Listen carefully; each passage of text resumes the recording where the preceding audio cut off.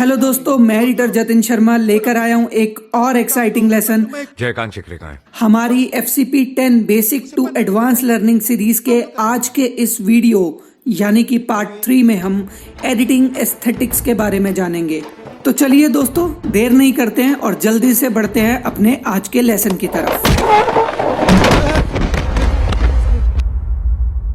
तो दोस्तों, हमने अभी तक हमारे वीडियो को कुछ इस तरह से एडिट कर लिया है, तो एक बार जल्दी से उस एडिट को प्रीव्यू कर लेते हैं।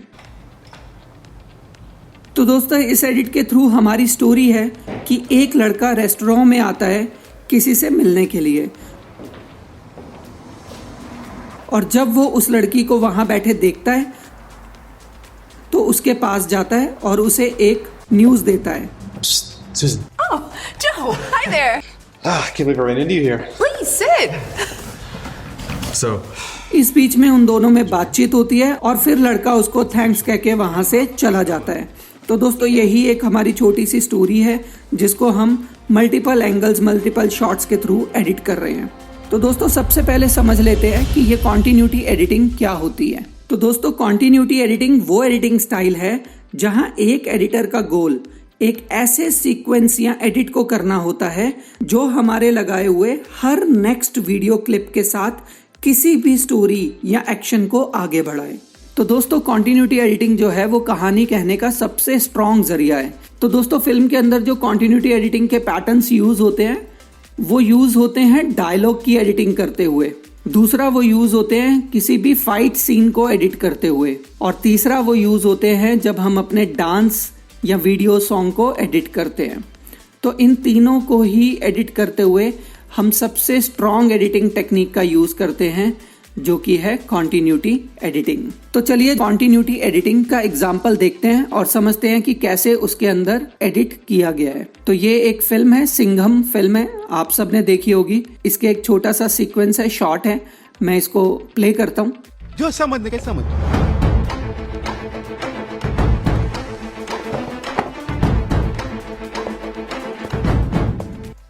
तो दोस्तों, आपने देखा कि इसमें क्या हुआ। यहाँ पर इस पर्सन ने डायलॉग बोला, उसके बाद इस पुलिस ऑफिसर यानी बाजीराव सिंघम यानी कि अजय देवगन का रिएक्शन शॉट आया, और इसी रिएक्शन शॉट में अजय देवगन खड़ा होता है और इसके बाद के शॉट में कट है और इस मास्टर लॉन्ग शॉट में ये चलता हुआ आगे आता है। लेकिन जब हम इसे एक साथ देखते हैं फिल्म में तो हमें क्या लगता है कि इसका उठना और चलकर आगे आना एक ही एक्शन है। जी हाँ, एक्शन तो एक ही है मगर शॉट अलग अलग है। तो इसी एक्शन को जब हम दो शॉट्स के थ्रू दिखाते हैं तो हमें एक एडिटिंग पैटर्न का यूज करना होता है, और इसी एडिटिंग पैटर्न जो हमारे किसी भी एक्शन को या फिल्म को आगे बढ़ाती रहती है, इसी एडिटिंग स्टाइल को हम कॉन्टिन्यूटी एडिटिंग कहते हैं। तो दोस्तों, अगर ये एडिटर अजय देवगन को इस क्लोजअप शॉट में ही वॉक करवाता तो ऑडियंस को ये पता ही नहीं चल पाता कि वो कहाँ जा रहा है और कितना डिस्टेंस ट्रेवल कर चुका है। तो ऐसा होने पर वो क्या करते, वो इस क्लिप यानी शॉट के साथ कनेक्शन बिल्डअप नहीं कर पाते और उन्हें ये एडिट कट अच्छा नहीं लगता। तो दोस्तों, इसलिए एक अच्छा एडिटर हमेशा अपने पास मौजूद हर शॉट को एनालाइज करता है और उसको सही समय पर और सही क्लिप या शॉट का यूज करके उसके इम्पैक्ट को और ज्यादा एनहांस कर देता है। और इसी शॉट सिलेक्शन और शॉट प्लेसमेंट को हम एडिटिंग का हिडन आर्ट कहते हैं, और ये कॉन्टिन्यूटी एडिटिंग का एक सबसे ब्यूटीफुल पॉइंट है। तो दोस्तों, इसको हम 3 सेगमेंट्स में डिवाइड किया है।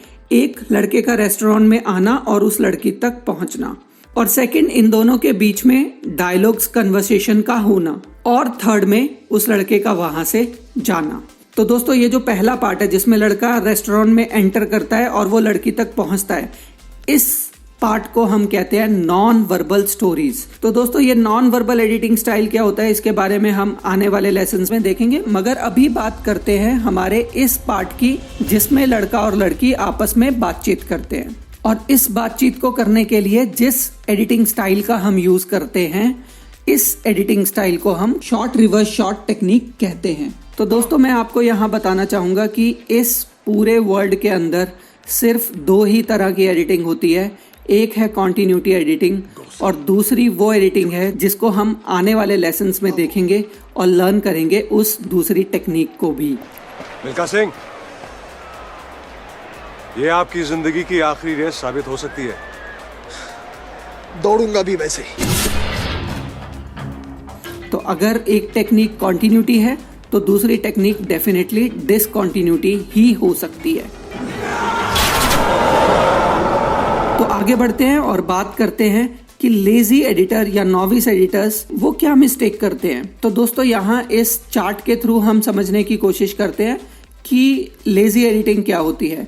तो ये पहला शॉट प्लेस किया जो कि एक क्लोजअप शॉट है।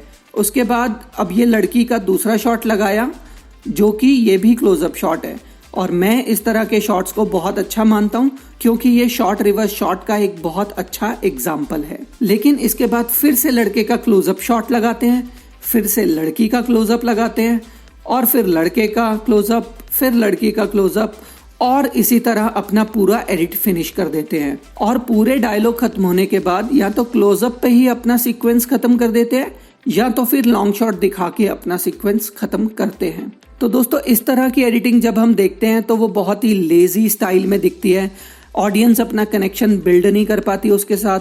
तो दोस्तों अगर आप भी इस तरह की एडिटिंग कर रहे हैं तो अभी तुरंत इसी टाइम आप जो है इस तरह की एडिटिंग करना बंद कर दीजिए। आपको अपनी एडिटिंग के अंदर डायनामिक्स क्रिएट करने हैं। हम एक बार अपने इस वीडियो को प्ले करके देख लेते हैं जो कि हमने लेजी एडिटिंग के थ्रू एडिट किया है।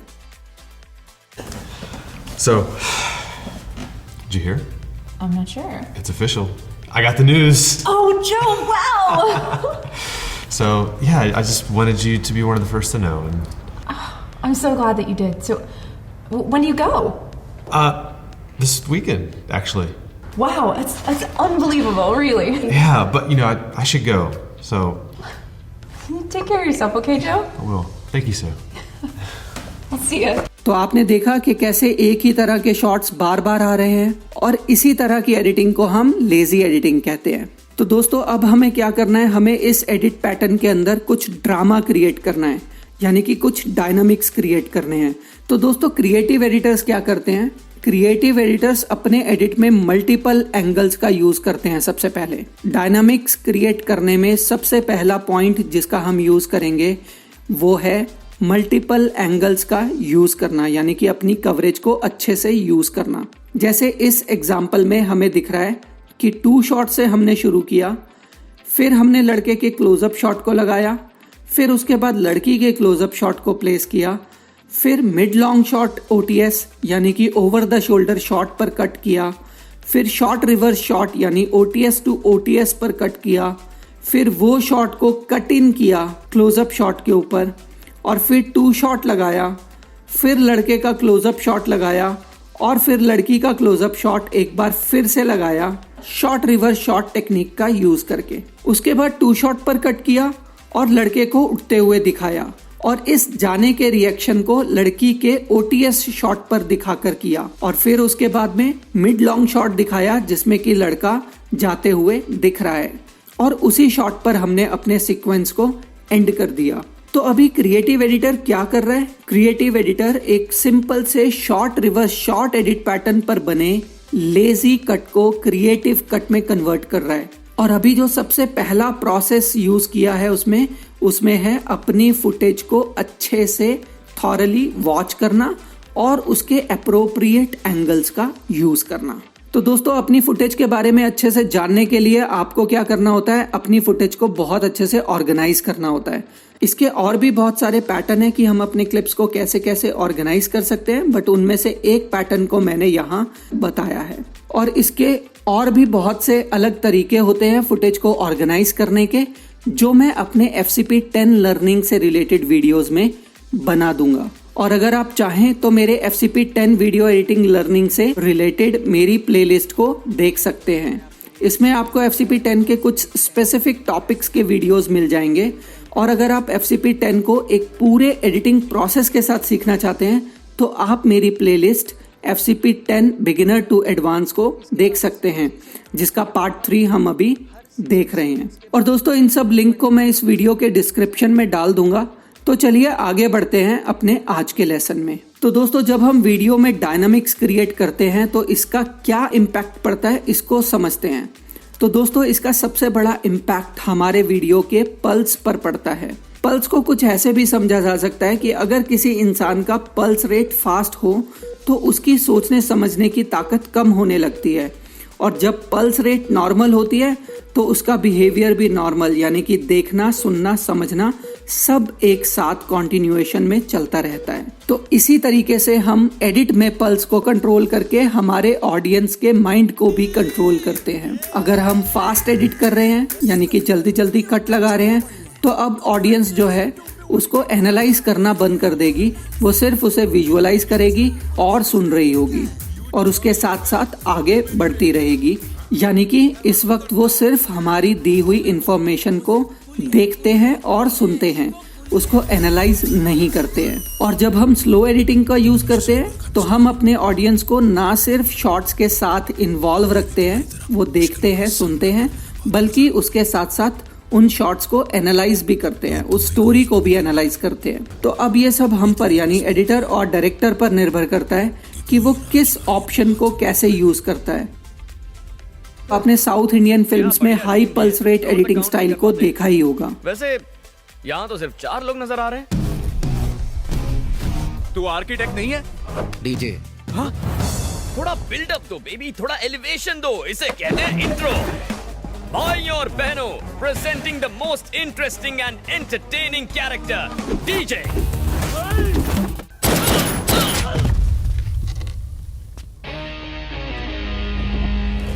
तो दोस्तों, अब हम यहाँ इस बात को बहुत अच्छे से समझ गए हैं कि एडिटिंग में कंट्रास्ट का होना बेहद ज़रूरी है। और कंट्रास्ट क्या होता है?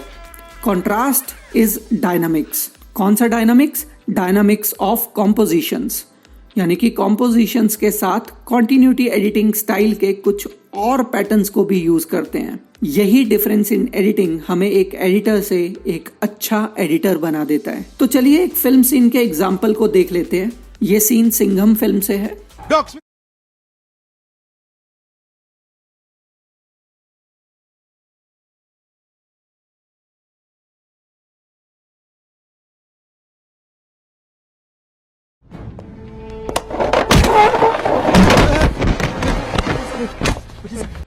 तो आपने देखा कि ये एक छोटा सा सीक्वेंस है जो लगभग, अगर मैं कहूं तो 35 सेकंड का ही होगा। एक बार हम देखते हैं कि किस तरीके से एडिटर ने इस सीक्वेंस में डायनामिक्स को क्रिएट किया है। तो मैं एक बार फिर से इसे प्ले कर देता हूं। तो आपने देखा, पहला शॉट एडिटर ने क्लोजअप शॉट लिया और second shot over the shoulder shot लिया, और इसके बाद थर्ड शॉट में पिछले शॉट का रिवर्स शॉट यानी कि OTS लगाया। उसके बाद एडिटर ने क्लोजअप शॉट लगाया अजय देवगन का, फिर दूसरे एक्टर का भी क्लोजअप शॉट प्लेस किया, फिर दोबारा अजय देवगन का क्लोजअप शॉट लगाया, फिर से दूसरे एक्टर का क्लोजअप शॉट, फिर अजय देवगन का क्लोजअप शॉट, फिर दूसरे एक्टर का ओवर द शोल्डर शॉट जिसमें इस एक्टर के हैंड मूवमेंट को यूज किया। उसके बाद फिर से अजय देवगन का क्लोजअप शॉट, फिर OTS शॉट, फिर कट इन शॉट लगाया दूसरे एक्टर का, उसके बाद OTS शॉट अजय देवगन का, OTS के बाद क्लोजअप दूसरे एक्टर का, इस बार मिड क्लोजअप लगाया जिसमें अजय देवगन अपनी सीट से उठता है, फिर लॉन्ग शॉट पर कट किया,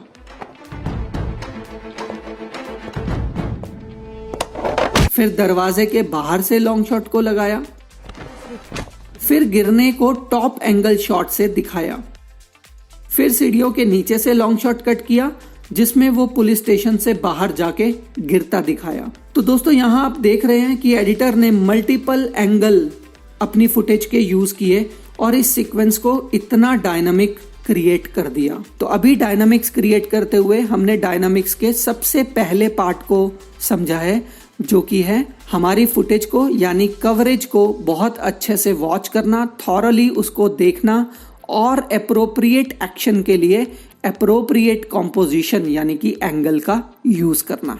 तो दोस्तों, कॉन्टिन्यूटी एडिटिंग में अभी और भी बहुत से पॉइंट्स हैं, बट आज के इस लेसन के लिए हम यहीं पर रुकते हैं। अगले लेसन में हम बात करेंगे कॉन्टिन्यूटी एडिटिंग के अगले पॉइंट्स की, जो है cut on action J cut और एल कट के बारे में। तो दोस्तों बने रहिए मेरे साथ इस सीरीज में।